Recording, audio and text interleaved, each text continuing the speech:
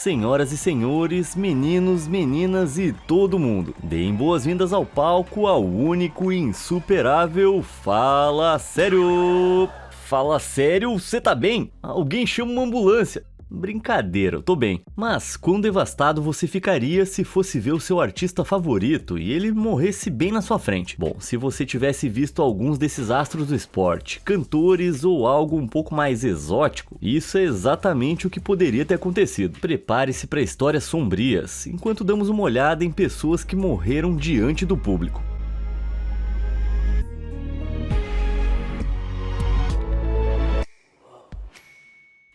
Até a última nota.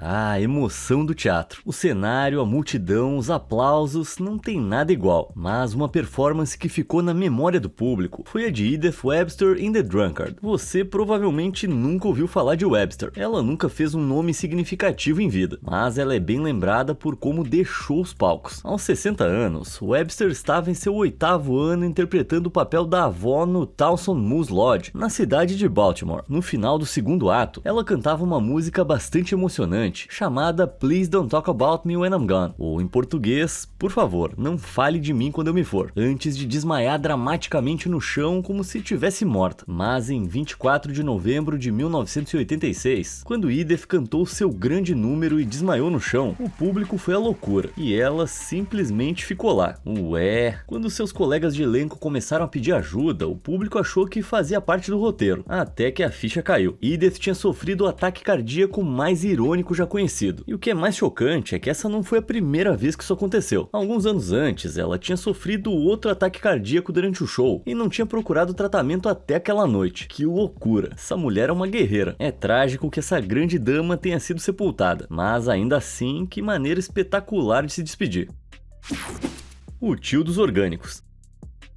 Dizem que uma vida longa e saudável é uma vida feliz. Deve ser por isso que às vezes as filas desses lugares naturebas da moda dão uma volta no quarteirão. Mas se pagar R$18 num suco não é sua praia, talvez seguir os passos do livro de J.I. Rodale seja. Esse autor americano foi o defensor original dos produtos orgânicos e da agricultura sustentável. Ele pregava uma desconfiança geral em relação ao governo, à ciência e ao papel das empresas na produção de alimentos. E era cético quanto ao uso de pesticidas. Agora, ele tinha bons conselhos, mas não ficou isento de se afundar nessa toca de coelho maluca. Ele proferiu absurdos, como a água com gás ser ruim para os olhos e a poliomielite poder ser curada por meio de uma boa dieta. Nenhum dos quais é verdade, só para deixar claro. Mas talvez a sua afirmação mais absurda tenha vindo durante a gravação de uma entrevista para o Dick Cavett Show em 7 de junho de 1971. Rodale, de 72 anos, estava de bom humor, afirmando que a sua saúde era tão boa que, a menos que ele morresse atropelado por um taxista frenético, ele viveria até os 100 anos. Bem específico, mas beleza. Mas imediatamente após a entrevista, ele estava sentado atrás do próximo convidado quando soltou um enorme ronco improvisado e desmaiou. Sempre fã de uma boa pegadinha, o público achou que ele estava brincando. Mas quando ele parou de se mexer, as pessoas ficaram preocupadas. Descobriu-se que ele havia sofrido um ataque cardíaco fulminante logo após se gabar da sua saúde perfeita. Parece que o tio dos orgânicos virou comida de minhoca bem mais cedo do que esperava. Ainda assim, eu imagino que seja o que ele teria desejado. Erro fatal. Eu não sou muito fã de música pop. Pra mim, depois de Wild Wild West, Will Smith não teve nada que prestasse. Mas tem um estilo de música pop indonésia, chamado Dangdut, que chamou minha atenção por todos os motivos errados. Infelizmente, os artistas de Dangdut não têm a vida glamurosa dos artistas americanos das paradas. Algo que a artista local Irma Bull conhece muito bem. Normalmente, os artistas de Dangdut ganham cerca de $20 por apresentação. Mas tem um bônus de $5 se você se apresentar com uma cobra. E quando eu falo em cobra, eu não tô dizendo uma cobrinha qualquer que você possa ter como animal de estimação. Tô falando de pitons e najas. A ideia é que um tratador de cobras especial forneça uma piton não venenosa com a boca fechada com fita adesiva. Mas em uma ocasião em 2016, deve ter havido alguma confusão. Irma subiu ao palco com uma cobra que ainda tinha presas, era venenosa e não estava com a boca fechada. Era recém a segunda música quando ela foi picada pela cobra venenosa. Apesar disso, ela continuou continuou seu show, mas 45 minutos após ser picada, ela ficou violentamente doente. Ela foi levada às pressas para o hospital, onde infelizmente sucumbiu ao envenenamento mais tarde naquela noite. Não tá claro por que essa cobra não passou pelo mesmo procedimento das outras, mas para Irma, de 29 anos, e os 3 filhos pequenos que ela deixou para trás, esse foi um erro fatal. Cara, isso é de partir o coração. Sam Saltador. Eu me considero praticamente um herói. Consigo sentir o perigo a 1 quilômetro de distância e sempre o enfrento. Mas a minha bravura não se compara a de Sam Patch. Esse famoso acrobata americano do século XIX começou sua carreira como uma criança em uma fábrica de algodão. Quando não era forçado a fazer trabalhos perigosos, ele entretinha os outros meninos com quem trabalhava, pulando da barragem da fábrica para a água lá embaixo. Aos 20 anos, ele já estava pulando em corpos d'água de lugares ainda mais altos e começava a reunir uma pequena multidão. Em 30 de setembro de 1827, ele pulou as Cataratas Passaic de 22 metros em Nova Jersey, e então em 1828 pulou de 31 metros em Hoboken, Nova Jersey, ganhando o apelido de Saltador de Jersey. Suas apresentações estavam atraindo multidões ainda maiores, porém sua carreira não decolou totalmente até 1829, quando Sam tentou seu primeiro grande salto no rio Niágara. Depois de um salto de 25 metros perto da base das Cataratas do Niágara, ele não reapareceu imediatamente, o que deixou os espectadores em pânico. Mas após uma espera ansiosa, um membro da multidão avistou Sam se arrastando para a margem. Todos rugiram em comemoração. Depois de outro salto ainda maior, de 37 metros no mesmo rio, Sam era praticamente uma pessoa famosa. Mas tudo desmoronou em 13 de novembro daquele ano, quando Sam tentou seu maior salto até então, 38 metros no rio Genesee. Uma enorme multidão de 8.000 pessoas se reuniu para vê-lo fazer o grande salto. Mas, segundo testemunhas oculares, não ficou claro se ele pulou ou caiu da plataforma. De qualquer forma, ele caiu de maneira desajeitada pelo ar e não entrou na água de pés para baixo. Em vez disso, ele bateu com força. Todas as 8.000 pessoas aguardavam ansiosamente que Sam surgisse de maneira triunfante da superfície, como ele sempre fazia. Só que o grande saltador nunca mais apareceu. Alguns começaram a se perguntar se ele estava se escondendo em uma caverna secreta, só para criar expectativa para uma grande revelação. Infelizmente, isso nunca aconteceu. Só no início da primavera seguinte é que encontraram Sam em Rochester, completamente congelado. A necrópsia revelou que, além de deslocar os 2 ombros no impacto, a queda repentina de temperatura da água causou danos graves aos seus vasos sanguíneos. Parece que esse cara não soube a hora de parar. Mas eu entendo. Quando você tem um enorme público que exige coisas cada vez maiores e melhores, você precisa se esforçar. E é por isso que os meus vídeos ficam cada vez melhores. Tô falando sério. Bom, clica aí nos botões de curtir e inscrever-se que você vai ver por si mesmo. Combinado? Então de volta ao vídeo. Rock and Roll. Tem dias que eu sonho em largar tudo e me tornar uma estrela do rock. Já pensou? Milhões de fãs cantando as minhas músicas bem alto. Cara, que sonho. Bom, essa era a vida do guitarrista escocês Leslie Harvey. Ele tocou em várias bandas nos anos 60 e 70, antes de fazer uma turnê com Led Zeppelin e ser convidado a se juntar ao The Animals, que era uma das maiores bandas na época. Então esse cara era tipo muito brabo mesmo. Todo mundo queria tocar com ele. Mas o Leslie queria fazer as coisas mais do seu jeito. Ele formou sua própria banda, chamada Stone the Crows, em 1969, e teve um sucesso razoável. Porém, o sonho não durou muito. Em 1972, enquanto estava no palco com Stone the Crows no Swansea Top Rank, no país de Gales, ele sofreu um choque elétrico ao encostar em um microfone sem aterramento. Agora, uma aulinha rápida de eletricidade. Em um sistema aterrado, se houver uma falha ou uma sobrecarga, a eletricidade extra pode fluir para o solo através de um tipo de sistema de segurança embutido ao longo do circuito. É muito mais seguro no caso de algo dar errado. Mas os sistemas não aterrados são como andar de bicicleta sem capacete. Se houver uma sobrecarga, não tem para onde essa energia ir. Infelizmente, Harvey tinha uma mão no microfone e a outra nas cordas da guitarra, o que significava que ele se tornou o lugar para toda a eletricidade em excesso ir. Um dos técnicos tentou desconectar a guitarra e interromper o circuito, mas não teve sucesso. Com apenas 27 anos, Harvey não suportou os ferimentos, e tudo por causa de uma fiação defeituosa. Uma lástima. Derrota relâmpago. Boa noite e bem-vindos mais uma vez à cobertura ao vivo do futebol. Hoje a gente acompanha o jogo entre Benachad e Basang. Quais são as notícias aí do campo, Roberto? Boa noite, Cláudio. O jogo tá equilibrado, as duas equipes tiveram grandes oportunidades, mas o placar tá empatado em 1-1 e nenhuma das equipes consegue desempatar. E essas condições climáticas? Parece que o tempo botou o seu time em campo também, né? Tá horroroso aqui hoje. Tem raio caindo a cada 2 minutos, isso aí tá atrapalhando bastante o jogo. Roberto?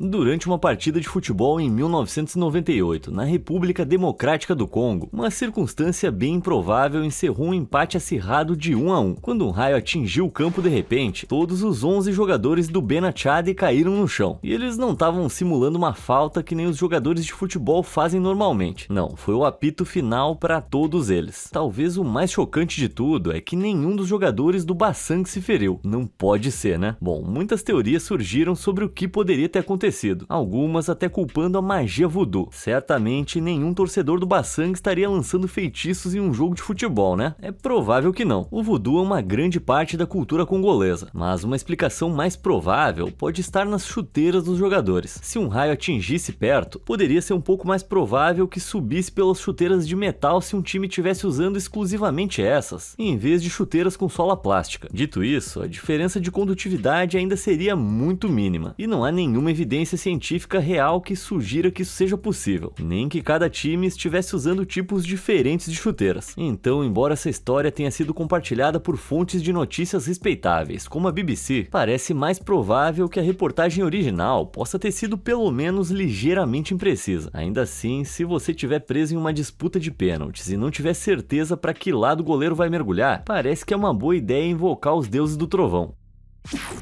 Na corda bamba.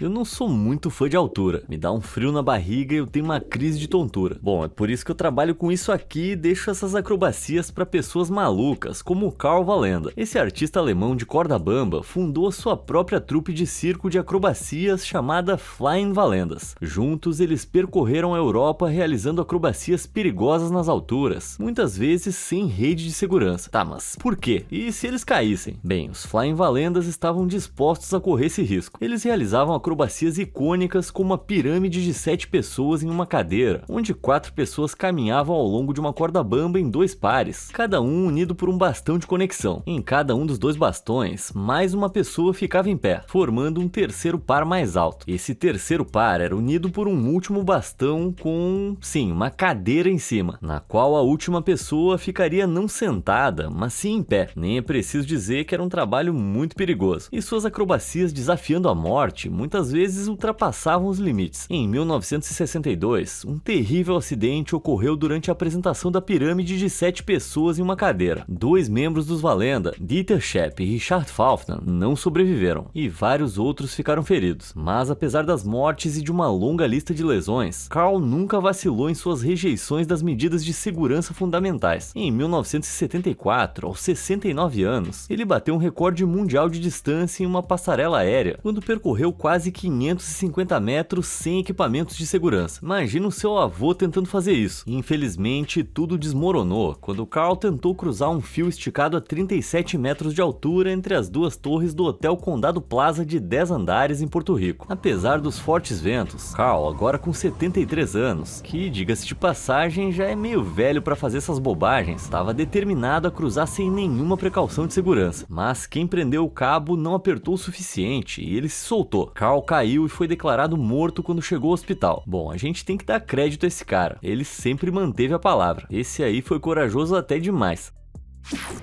Quem ri por último...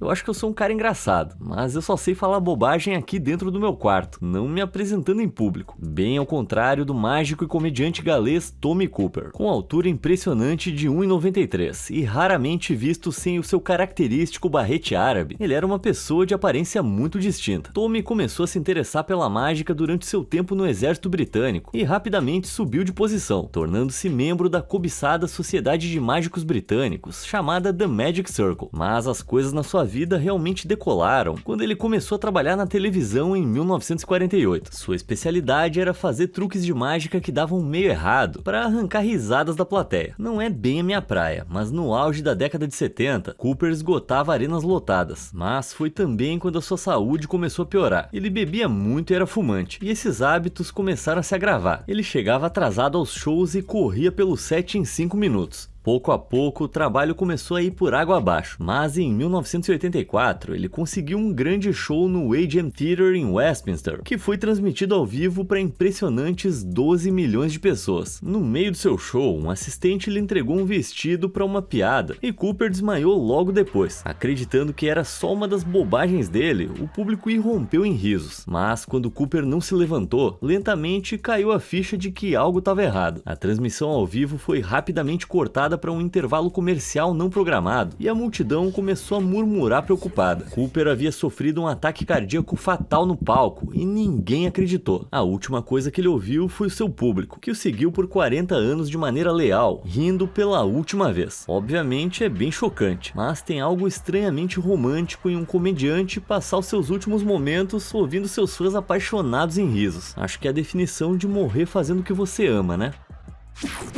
Piada mortal.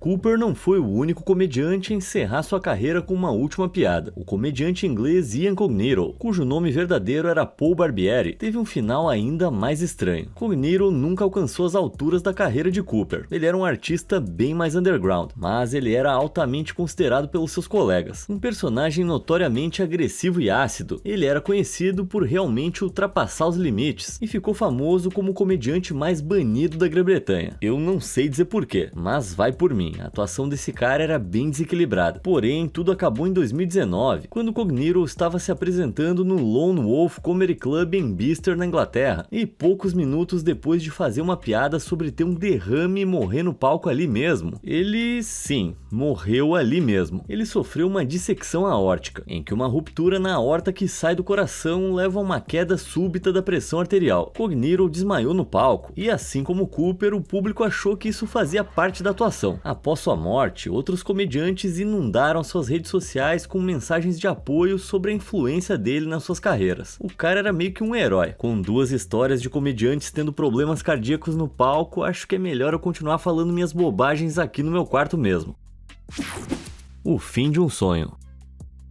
Ser um músico iniciante é um trabalho difícil. Tocar em bares para umas 7 pessoas e um cachorro, e ter que lidar com executivos de gravadoras que não valem nada não é minha ideia de diversão. Mas quando você consegue aquela grande chance, isso deve ser incrível. Mas infelizmente, para Barbara Velens, uma cantora e compositora francesa, a sua grande chance acabou se tornando bastante sombria. Ela tinha acabado de lançar o seu primeiro álbum de estúdio e estava fazendo turnês em festivais na esperança de encontrar um público para o seu trabalho. Em 19 de julho de 2017, ela estava se apresentando em uma igreja na cidade de Gourdon, no sudoeste da França, no festival Liofer. De repente, ela desmaiou do nada. Então, o que aconteceu? Bom, Barbara tinha o hábito de se apresentar descalça e, infelizmente, pisou em um equipamento elétrico com defeito. A eletricidade percorreu seu corpo e a apresentação e a carreira de Barbara foram tragicamente interrompidos. Isso é devastador, e pensar que ela trabalhou tanto para fazer sua carreira funcionar.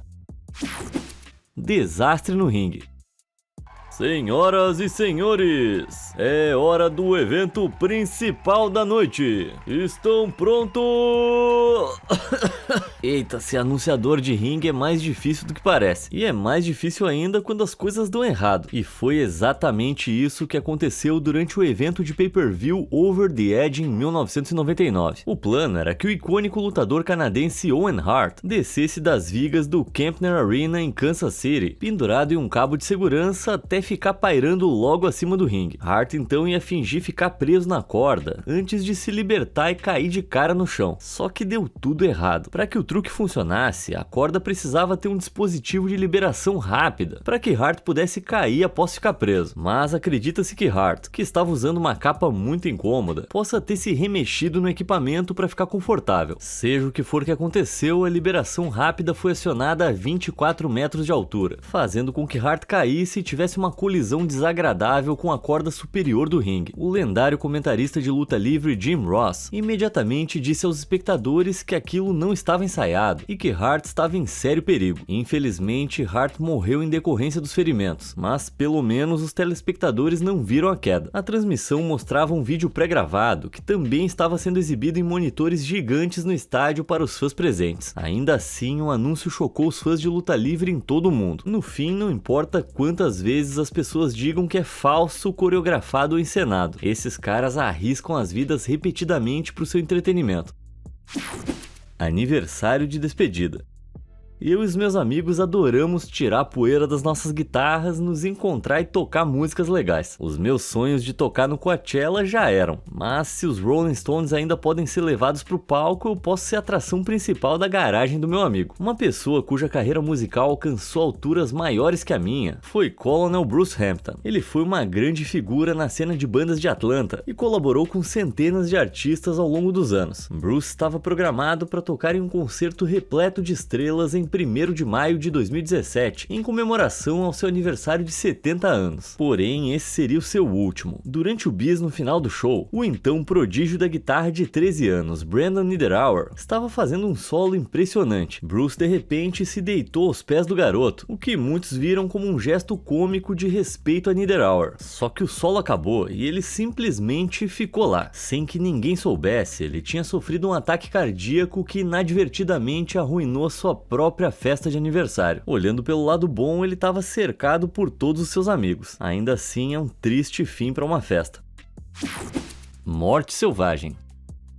Quando eu era criança, eu era meio atentado. Eu ficava acordado até tarde da noite e comia os doces quando a minha mãe não estava olhando. Mas, conforme eu fui ficando mais velho, eu percebi que o estilo de vida selvagem não era para mim. Mas para Thomas McCarthy, a vida selvagem não saiu exatamente como planejado. Ele passou anos no circo viajante trabalhando com leões. E isso pode parecer um trabalho divertido, mas dias difíceis carregando cocô de leão vão pesar em qualquer pessoa. E sabe como é, né? O medo constante de acabar se tornando cocô, se é que você me entende. Em 20 de novembro de 1862, McCarthy teve seu primeiro contato com a má sorte. Ele fazia parte de um circo itinerante em Liverpool, na Inglaterra. E enquanto passava pela jaula, uma das leoas o agarrou pelo braço. Ele sofreu ferimentos tão graves que teve que amputar o braço. Caramba, que azar, hein? Acho que esse foi o fim da sua carreira de domador de leões, certo? Errado. McCarthy continuou com um braço só, mas ele ficou severamente traumatizado com esse acidente e muitas vezes ficava muito bêbado para se apresentar. Coitado desse cara. Agora, tomar umas para ficar mais corajoso é uma coisa. Só que McCarthy foi tão fundo nisso que a coisa realmente afetou sua capacidade de julgamento. Ele tinha esse hábito terrível de virar as costas para os grandes felinos. Então, se perdesse o controle, seria jantar em pouco tempo. E, bom, foi isso que aconteceu. Depois de entreter um pouco a plateia, ele entrou na jaula e, bom, você pode adivinhar o que aconteceu depois. Levou 15 minutos para resgatá-lo dos leões famintos, e ele tragicamente sucumbiu aos ferimentos a caminho do hospital. Caramba, eu pensei que o circo era um lugar para ser divertido. Imagina o trauma de assistir isso. Balé em chamas.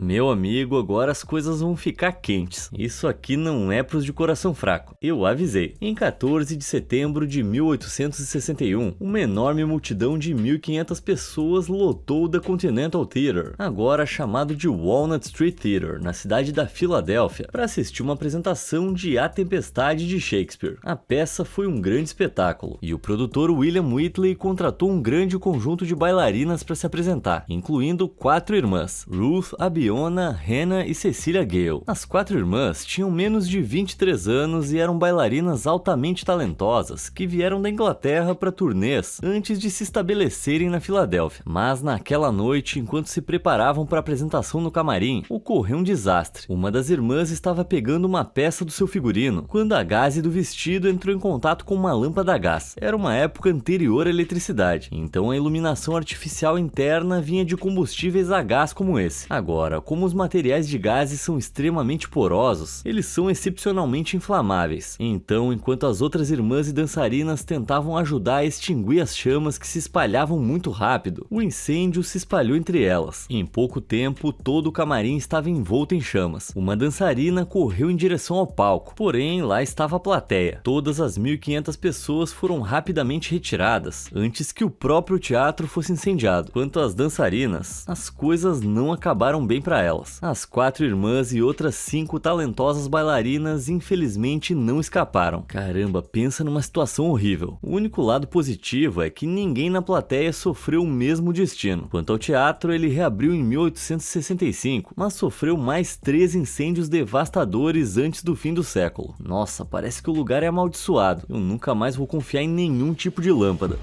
E com essa chegamos ao fim do vídeo. Qual desses acidentes horríveis mais te chocou? Me conta nos comentários e até a próxima. Obrigado por assistir.